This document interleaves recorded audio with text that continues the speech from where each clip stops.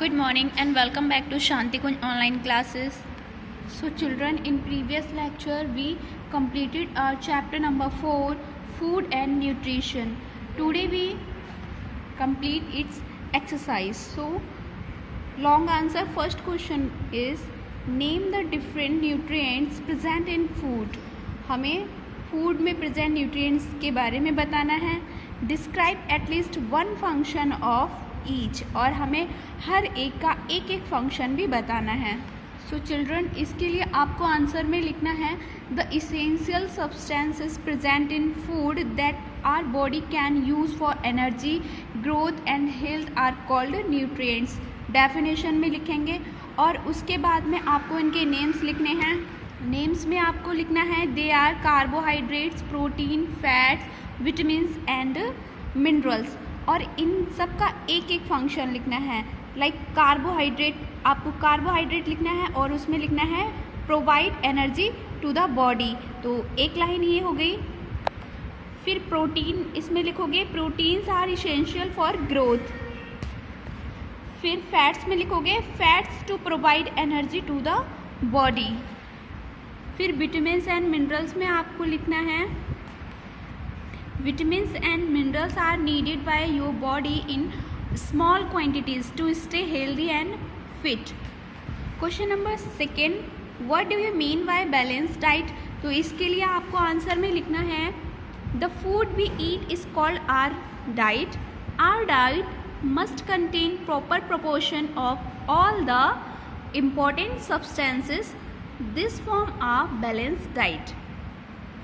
And the third question is what is the importance of roughage in your diet.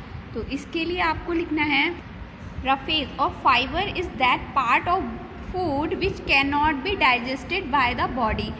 It adds bulk of your food and help your muscles to push the food through your stomach and intestine. इतना answer लिखोगे. And the fourth question, why is rest important for our body. इसके लिए लिखना है आपको beside eating a balance diet and remaining clean we also need to do regular exercise and give our body sufficient rest to remain healthy. इतना लिखोगे. And the last question of the chapter is what is food preservation. How do we preserve food. For this, you should write food can be stored in refrigerator for a few days and in deep freezer for several weeks. And other method of preserving food are dehydration, sweetening, salting, canning, pickling or adding preservatives such as vinegar or oil. तो ये आपका answer हो जाएगा last question number 5 का. So children, ये सारे question आपको अपनी कॉपी में अच्छे से करने हैं और इनको लर्न भी करते जाना है साथ ही साथ. Now move towards chapter number 5, health and hygiene. Health और हाइजीन. तो बच्चों, अगर हम स्वस्थ रहना चाहते हैं तो हमें हाइजीन की बहुत ज़्यादा ज़रूरत पड़ती है. अगर हम हाइजीन नहीं रहेंगे तो बहुत सारी बीमारियां होने लगेंगी, बैक्टीरियाज आ जाएंगे जिसकी वजह से बहुत सारी डिसीज़ हो जाएंगी. इसीलिए हेल्थ और हाइजीन एक दूसरे से इंटर रिलेटेड होते हैं.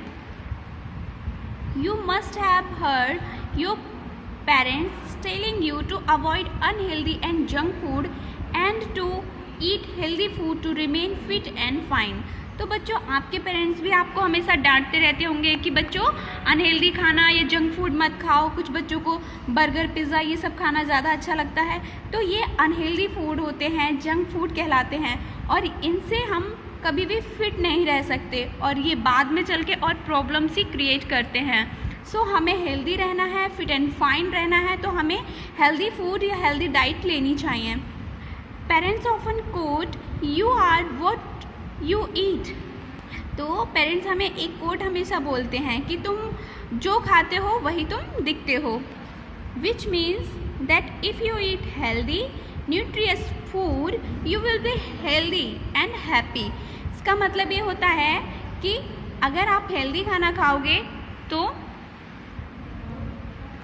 हेल्दी भी रहोगे और हैप्पी भी रहोगे। इसीलिए हेल्दी फूड खाना है, न्यूट्रियस फूड खाना है, और जिससे आप हेल्दी और हैप्पी रह सको।